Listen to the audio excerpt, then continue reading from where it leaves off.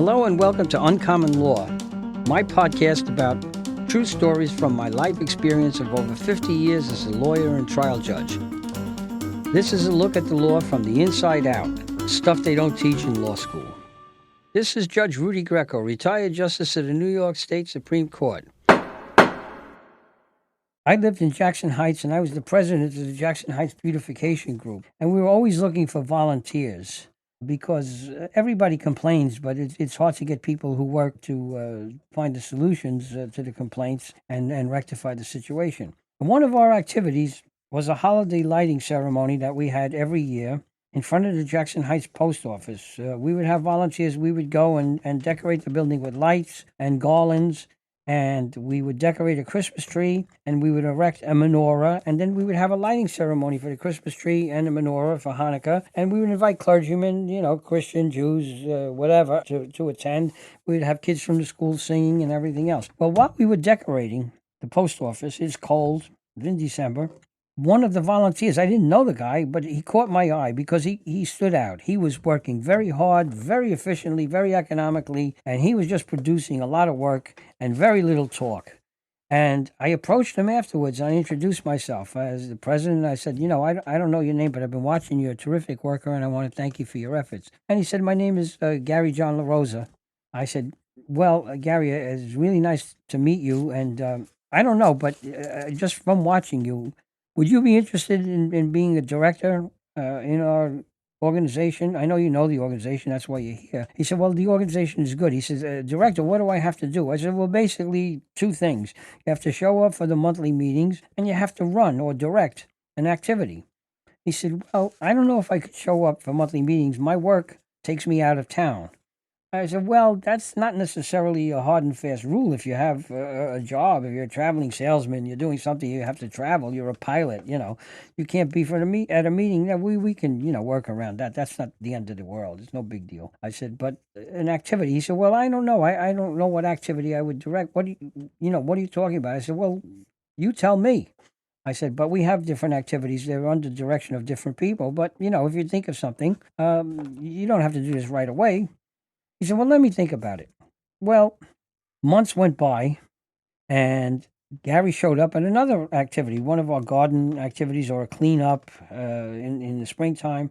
And he came over and he said, Rudy, I was thinking about what you said. And if you could, let me off the hook for every meeting because I'm out of town, I could be a director. I said, well, you're going to be out of town? He says, yes. He says, by the way, I direct Broadway shows and off-Broadway on cruise ships, Las Vegas, regional theater, California, Nevada, wherever, down south. He said, wherever the work takes me. He said, so I'm not always in town. I said, well, that's not a problem. He says, but I think I have an activity or something I could do for this organization. I've been thinking about it, and let me run it by you. I said, well, what are you talking about? He says, well, I have a lot of friends who perform on Broadway. Actors, singers, very talented people. Some of them are leads in some of the shows. Some of them, the understudies for the leads. Every one of them is talented. Maybe they don't all have a big name. He said, but that's the only thing that's lacking. They have the talent that's equal to any of the big names. They just didn't get the notoriety, or they haven't had the opportunity yet to star. But he says they're phenomenal. And I think I can get them to come and do a concert performance where they can just sing one or two songs, either the title song and the show-stopping tune of their show that they're performing in, with only a piano accompaniment, because they're talented. They can carry it. And it would be easy because we just need a piano and them singing. And it would be in concert form, as I said. I said, well, that would be great. He says, and, we could charge money. It would be a good fundraiser for the organization. I said, that's a great idea. I said, but what can we do here? He said, well, I need somebody to be an administrator. I'll be in charge of the talent and the rehearsals and all of that sort of thing. He said, and getting the people enlisted in the show and everything. But we need somebody to be sort of like an executive producer who's like the administrator and do all the other stuff. Get the tickets, sales, and get the place decorated and all the different things, transportation, whatever we have to do. I said, all right, I'll do that. Okay, I'll be the executive producer. You can be the director and do the show. And I said, what else? He said, well, if we had somebody who can work on scenery. I said, yeah, I think we can get somebody. call that person the art director. I said, there's a guy in the neighborhood, Jim Steer, who went to Yale Drama School. And Jim is a scenic artist. He does scenery. He does also all kinds of scenery for Broadway, for movies. He worked on Dances with Wolves. He's a professional. I talked to him and see. And I did. And Jim said he would help. And so we went about with the plan. We set up a tentative date for a show. It was in late spring on a Sunday evening at 6 o'clock when it would be light out. The days are long and the weather is very, very mild.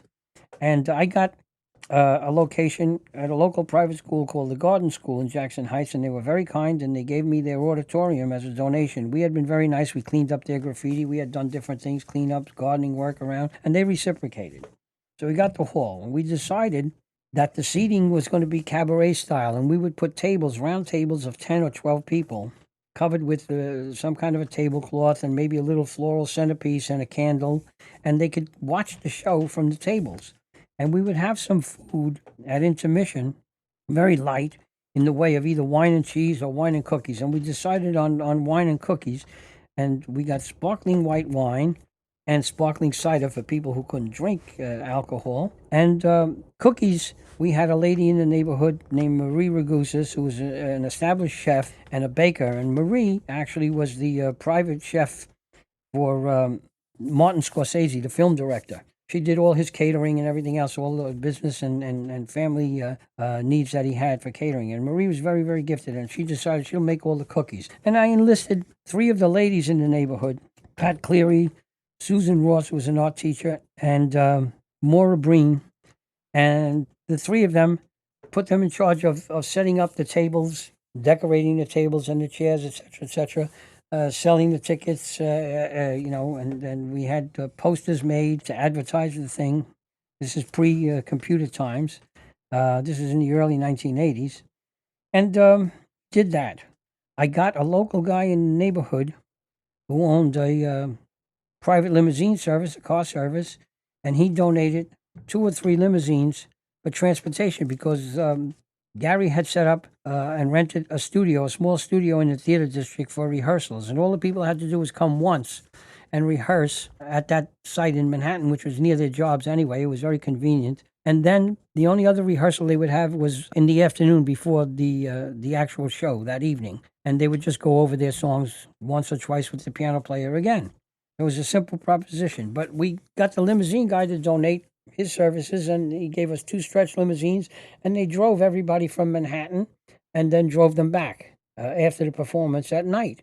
So that made it very, very convenient, and they deserved it because these were very, very talented people who were donating their services. And Jim Steer, it turns out, was very, very talented, and being a real pro, he knew what he was doing. He said, look, the best way we can decorate this place without getting crazy with money or anything like that, he says, I can make a giant scrim or a sheet which I can paint, and we can hang it behind the stage as a backdrop, and that'll suffice. He said, if we do a good job of it, that'll suffice. It'll be massive. He said, but it's easy to paint. I'll just do it myself. It's a one-man proposition, and then we can hang it. We'll get some help, and we'll hang it, and it'll cover the entire width of the stage and the entire height of the stage that the audience sees.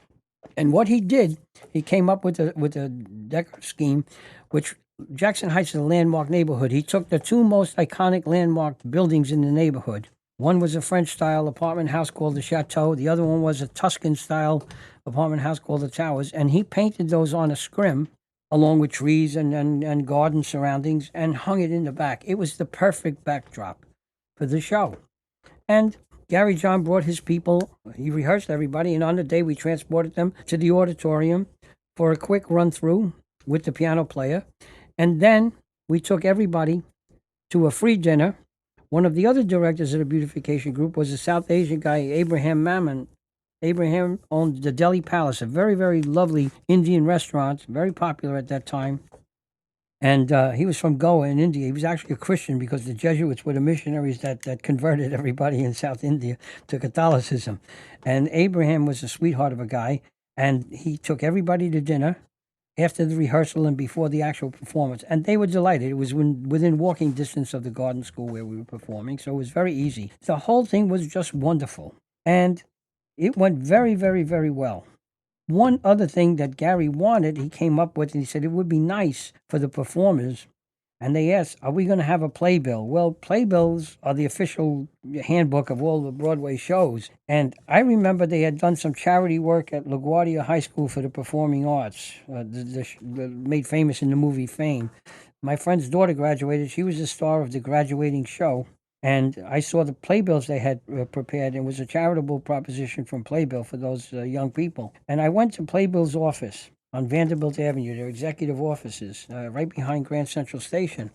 And I got to meet the man the CEO, and I spoke to him about it. I said, "Can you do a charitable playbill for us in Jackson Heights?" And he said, "Look, Rudy, I'm sorry to tell you no." I said, I know you did one for LaGuardia High School."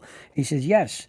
He says, and that opened up a door to 100 requests for free playbills. He says, "I can't do it." He says, "I have a business to run, and I have a big responsibility, and I have limited assets and manpower." He says, I would like to do it for everybody, but I obviously can't." He said, "We're not going to do any charity stuff." I said, "Well, maybe you can make this a business proposition. I can make you a deal." He said, "A deal?" He said, "Well, go ahead, try me out." I said, "Well, you have two buildings in Queens right alongside the borderline of Jackson Heights and Woodside, in Woodside." I said, "One of them is a yellow brick building, it's 2 stories high, and it's your printing plant." And I know because you have the big sign above it, Playbill, your logo. He says, "Yes." I says, "Right around the corner, there's a red brick building, and that seems to be your warehouse and the garage facility and maybe some offices." He says, "You're absolutely right." I said, "Well, those places are covered with graffiti." He said, "I know. It's a horror story." He says, "I don't know what to do about it." I said, "Well, you don't have to know what to do about it because I know what to do about it." He says, "How's that?" I said, "Well, we have a graffiti removal committee, and I'm on that committee." I said, we clean up graffiti, and we can clean up the graffiti from your brick buildings. Remove it all." He said, "Are you kidding?" I said, "No. We have the equipment. We have the will. If you'll make us a deal and print a playbill for us, we'll do it, and no charge." He said, "That's a deal." He said, "That's a real good deal." He said, "That's another story. I'll be happy to do the playbill if you can clean the graffiti." I says, "We'll do it." So we set up a date.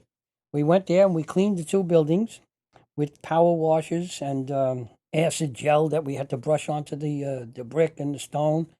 And we got everything cleaned. And what we did, because we anticipated having to come back there again, was we also put 2 coats of clear epoxy paint on the brick surfaces where the graffiti was. And we did that with an eye towards the future because if you put on the epoxy paint, it doesn't look like anything. You can't tell it's there. It's not shiny or anything else, but it makes a smooth surface.